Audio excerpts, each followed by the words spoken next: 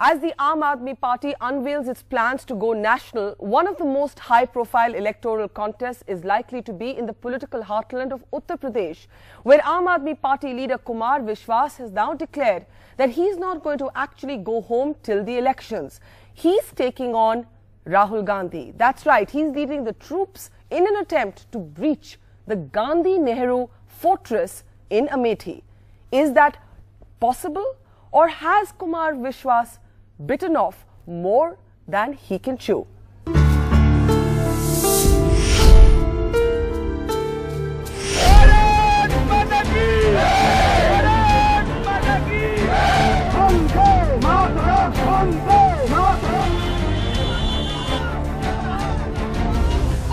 आपने हमसे कहा कि तुम्हारी औकात है तो अमेठी में घुस के दिखाओ। हम खड़े हैं अमेठी में, हम मरे या जिए, हम जिंदा जाए या हमारी लाश जाए, हम अमेठी से जाने वाले नहीं हैं, हम यही रहने वाले हैं। देश पुकार रहा है, अब साथ आ जाओ। कुछ नहीं रखा इन खानदानों में।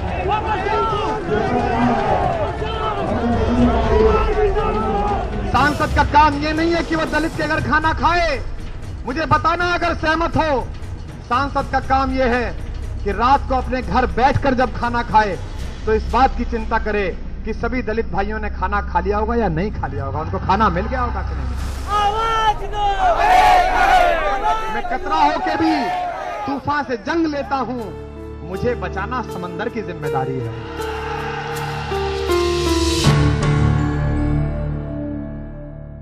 Let's go straight across now to Kumar Vishwas, who's joining us. As we said, he's parked himself in Amethi and he's saying he's not leaving till the elections are over. Kumar Vishwas ji, Buck Stops here में आपका स्वागत है। मैं आपसे पूछना चाहूंगी, अमेठी क्यों? आपके जो क्रिटिक्स हैं, आपके जो ऑपोजिशंस हैं, अपोनेंट्स हैं, वो शायद कहेंगे कि भाई आपको शायद लगा कि राहुल गांधी के खिलाफ आप लड़ेंगे तो मीडिया अटेंशन ऑटोमेटिकली आएगी। अगर आप उन क्रिटिक्स को बताना चाहें, लोगों को बताना चाहें कि आपने अमेठी को अपना बेस क्यों बनाया, तो आप क्या बोलेंगे?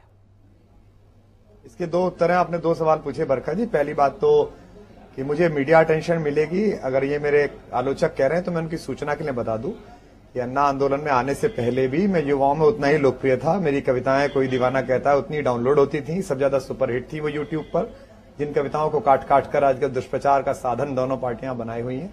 इसलिए इस प्रकार की लोकप्रियता लेनी, जिसमें दिल्ली की किसी भी सुरक्षित सी सीट, चाहे कपिल सिब्बल जी के सामने हो चाहे संदीप दीक्षित, उसको छोड़कर मैं अमेठी में आऊं, ये इस प्रकार की लोकप्रियता लेनी तो शायद उनकी समझ में आती होगी कैसे लोकप्रियता होता है। दूसरा, अमेठी क्यों?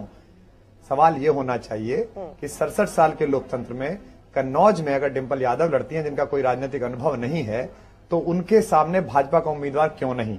उनके सामने कांग्रेस का उम्मीदवार क्यों नहीं? पूछने गए हम भाजपाइयों से कि भाई आपने क्यों नहीं उतारा? बोले साहब हमारे प्रत्याशी की ट्रेन छूट गई थी। सवाल ये होना चाहिए कि विदिशा में अगर सुषमा स्वराज जी नामांकन भरती हैं तो कांग्रेस का उम्मीदवार अपने पर्चे कैसे भूल आता है? सूचना ये होनी चाहिए कि समाजवाद के नाम पर हम नहीं उतारेंगे कन्नौज में, हम नहीं उतारेंगे इटावा में, आप मत उतारना रायबरेली में। तो आप कह रहे हैं कि बीजेपी और कांग्रेस की एक सीक्रेट अंडरस्टैंडिंग है?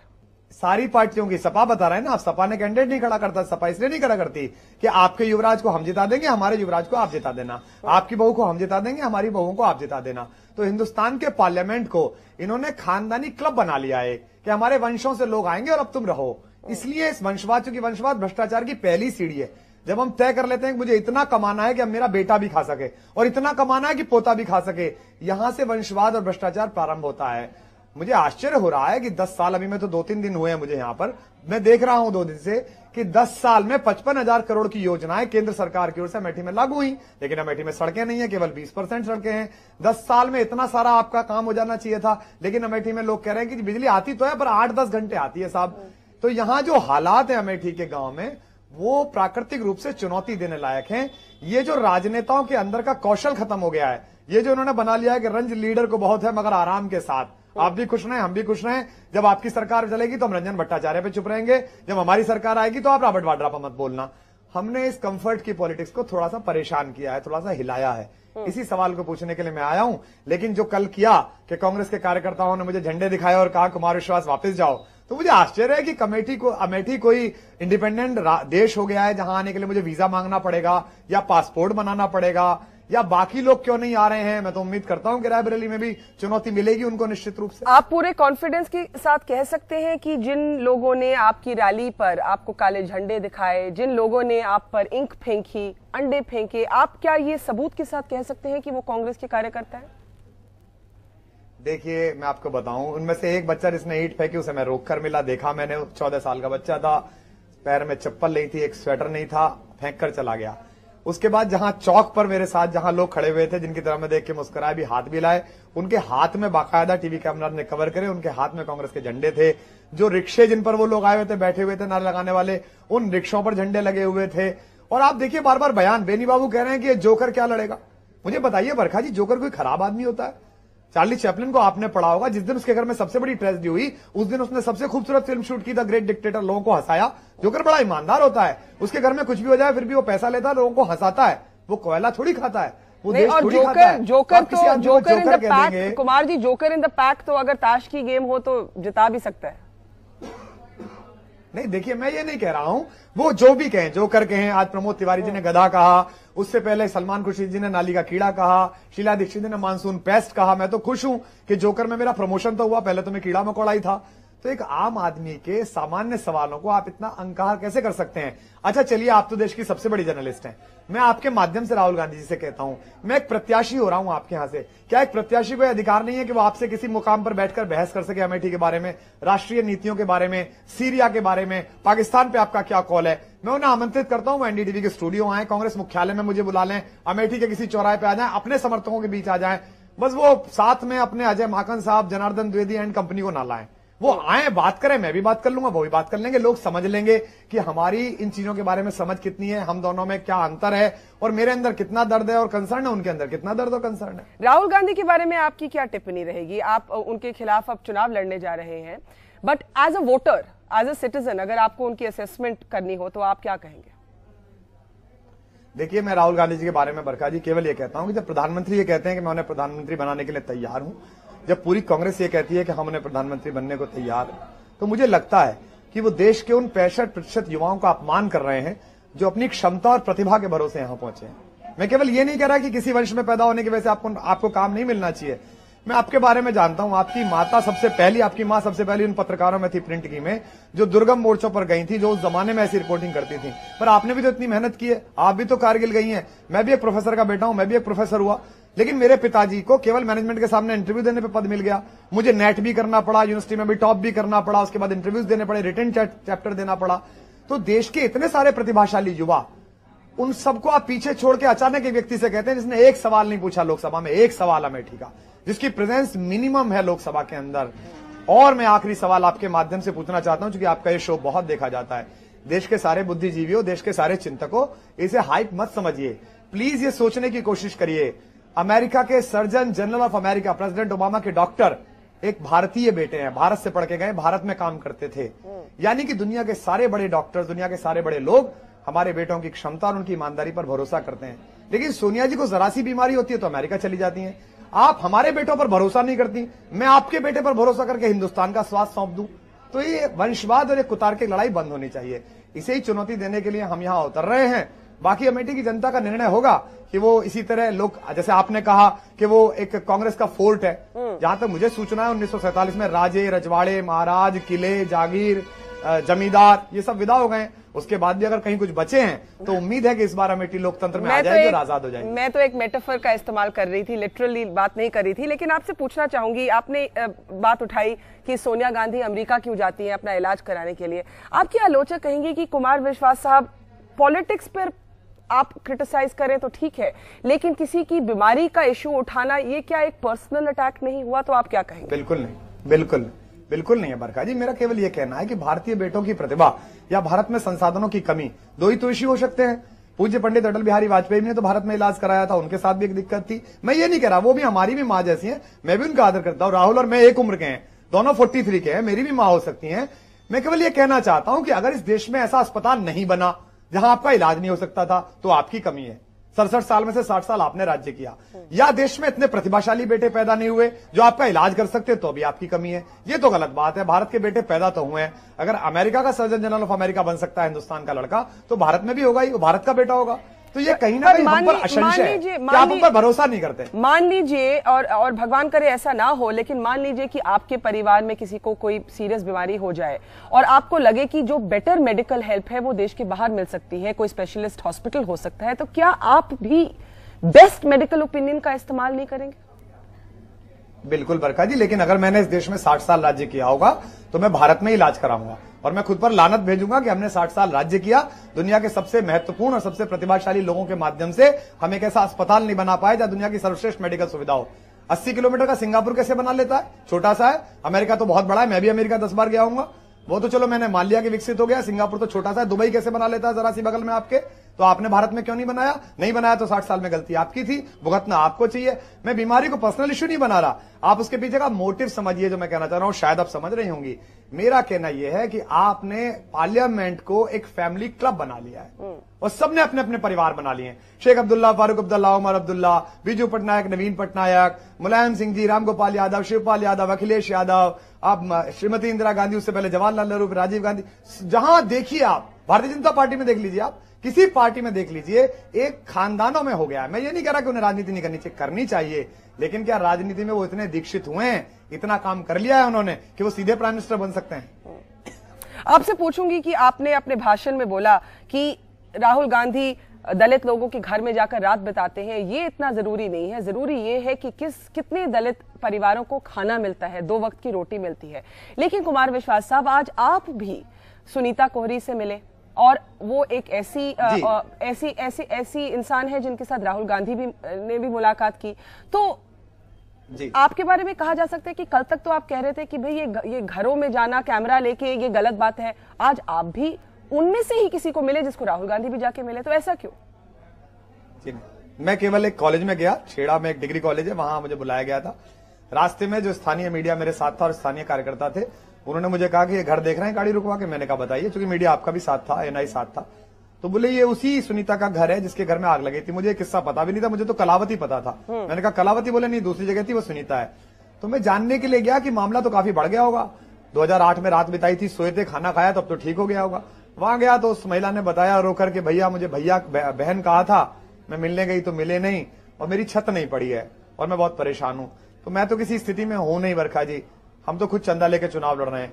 इसीलिए हमने वहां कार्यकर्ताओं से कहा कि भाई ऐसा करो कि थोड़ा सा चंदा इकट्ठा करो, कम से कम एक एस्बेस्टस की सीट इस पर डाल दें, क्योंकि देश में हर गांव में सुनीता है, हर गली में ऐसी सुनीता है।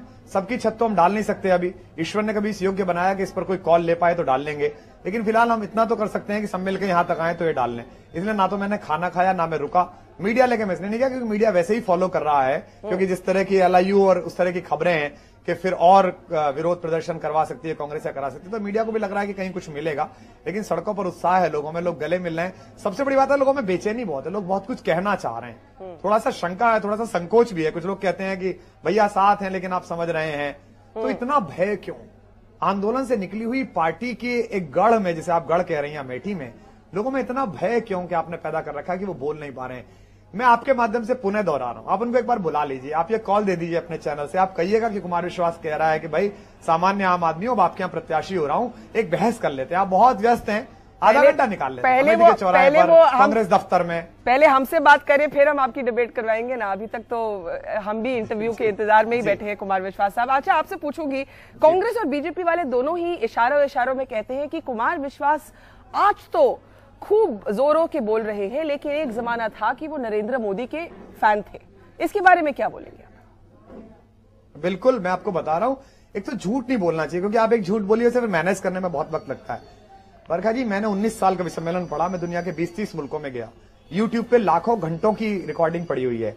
इस आंदोलन में आने से पहले ये सारे नेता मेरे प्रशंसक थे, सारे मित्र थे, सब खुश होते थे। कोई दीवाना कहता है, पगली लड़की, जैम कहते थे, हीरा कहते थे, बड़ाइयां करते थे। और हर कार्यक्रम में कोई ना कोई मंत्री, मुख्यमंत्री मुख्य अतिथि होता ही है। ऐसे बहुत कवि सम्मेलन है जिसमें नरेंद्र भाई मोदी मुख्य अतिथि रहे, और मैं अकेला कवि हूं जिसको सुनने के लिए रात 3-3, 4-4 बजे तक बैठे। तो अगर आप किसी जगह गए हैं, वहां एक मुख्यमंत्री बैठा हुआ है, तो आप उसकी प्रशंसा करेंगे, यही तो कहेंगे कि आप अच्छे लोकप्रिय नेता हैं, और लोकप्रिय हो और अच्छा काम करें। मैं आपको शुभकामनाएं देता हूं। हम जन्मदिन पर सबके कहते हैं कि भगवान आपको 100 वर्ष की आयु दे, हम सभी से कहते हैं। तो उनके जन्मदिन के पहले या एक दिन पहले कोई कवि सम्मेलन अहमदाबाद में था, मैंने वहां बोला, लेकिन याद भाजपा को बहुत देर से आया। 2005 का मेरा कवि सम्मेलन जिसमें सरदारों के ऊपर कुछ चुटकुले थे, वो सिखों तक पहुंचाने का याद बहुत देर से आया। लेकिन बड़ी अच्छी नूरा कुश्ती है कि मेरा वीडियो एडिट करके चलाता तो बीजेपी का हैंडल है, फिर उसे कांग्रेस कर लेती है, फिर दूसरी पार्टी बढ़ा देती है। तो मैं तीनों पार्टियों से पूछता हूं, मेरे कवि सम्मेलन में बोली गई कविताएं आपका चुनाव का मुद्दा है या कोई और मुद्दा है? अगर ये मुद्दा है तो चलो कविताओं पर बात कर लेते हैं कि आपको कितनी आती है, मुझे कितनी आती है। मैं तो एक सामान्य से कवि हूं और मैं इस बात को स्वीकार करने में मेरे को कोई हर्ज नहीं है कि मैंने नरेंद्र मोदी की इस पार्टी के गठन और इस आंदोलन से पहले प्रशंसा की है, क्योंकि मेरे को ज्यादा पता भी नहीं था कि लोकायुक्त कमजोर क्या है, पूरे देश को ही पता नहीं था। लोकपाल मजबूत क्या, आप लोगों को पता था क्योंकि आप वो काम कर रहे थे। पर आज मैं कह सकता हूं, और मैंने उनसे कहा, मैं मिला था अभी आखिरी बार पे हमारी अचानक मुलाकात हुई थी, तब भी मैंने उनसे कहा था कि भाई साहब आपको एक मजबूत लोकायुक्त बनाना चाहिए और जिन लोगों के खिलाफ आपके हाईकोर्ट में जांच है उनको हाईकोर्ट जांच करानी चाहिए, उन्हें अपने मंत्रिमंडल से निकालना चाहिए। जो दागी सांसद आपके यहाँ हैं उनको विदा करना चाहिए, जो टोल बूथ पे बंदूक निकाल लेते। इसमें क्या गलत बात है? इसमें कौन सा ऐसा मेरा काम हो गया कि मैंने कोई बहुत गलत काम कर दिया? जो लोग कहते हैं कि आम आदमी पार्टी में कुछ आइडियोलॉजिकल कंफ्यूजन है, या कि एक तरफ प्रशांत भूषण के अपने व्यूज हैं, बड़े पुराने व्यूज हैं जम्मू और कश्मीर या नक्सलवाद को लेकर, एक तरफ आपके व्यू हैं। आपने कहा कि ठीक है, एक जमाना था मोदी साहब मुझे पसंद थे, लेकिन मुझे बाद में थोड़ी और इन्फॉर्मेशन आई, तो एक मैं भी उन्हें पसंद हूं।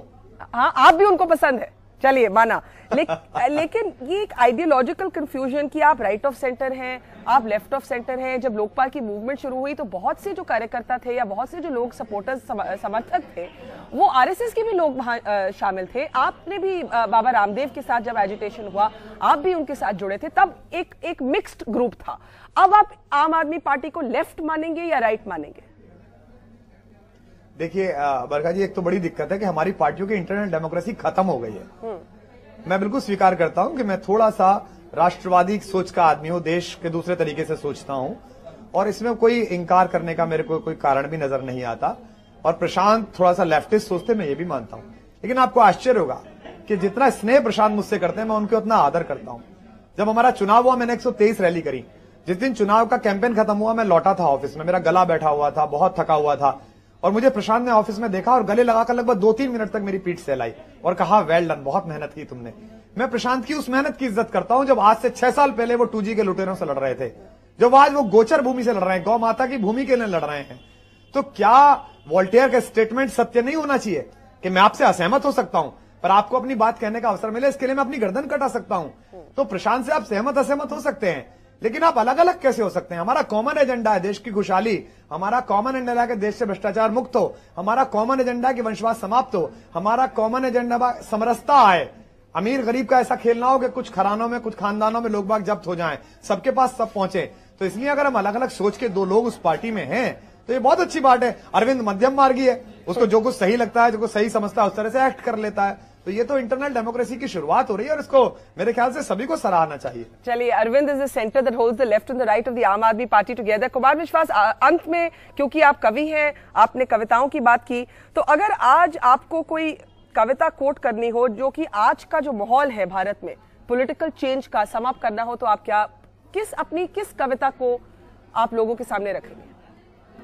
मैं केवल ये कहना चाह रहा हूं, जिन्होंने भी 10 साल में कभी ये सोचा हो कि इस देश में पुअर गवर्नेंस के पीछे कहीं ना कहीं इस देश के दूसरे शक्तिशाली व्यक्ति राहुल गांधी भी हैं, उनकी साइलेंस भी है, उनकी इग्नोरेंस भी है, उनका एटीट्यूड भी है, जो सब भी ये सोच रहे हो मेरी इस लड़ाई को इस तरह लें कि ये है तो सबके लिए हो, ये जिद हमारी है, बस इसी बात पे दुनिया से जंग जारी है। मैं कतरा होके भी, मैं बहुत छोटा आदमी हूं बरखा जी, एक अध्यापक के घर पैदा हुआ, एक मध्यम वर्गीय गरीबी में पला बड़ा, 100 रुपए से कवि सम्मेलन पढ़ने शुरू किए, अपनी मेहनत जैसी भी थी, प्रतिभा थी, यहां तक पहुंचा हूं। मैं किसी वंश की वजह से यहां तक नहीं पहुंचा हूं। ये है तो सबके लिए हो, ये जिद हमारी है, बस इसी बात पे दुनिया से जंग जारी है। मैं कतरा होके भी तूफान से जंग लेता हूं, मुझे बचाना समंदर की जिम्मेदारी है। Kumar Vishwas, you have taken on the bastion of the Gandhis. Thank you very much. It's made the election that much more interesting. It's definitely a watershed election. Thank you so much for joining us on the Buck Stop. Thank you, Barka. Thank you, Barka. And that's it on the program tonight. As our special election programming kicks off, we'll see you tomorrow night at 9 p.m. from the entire team. Thanks for watching. Good night.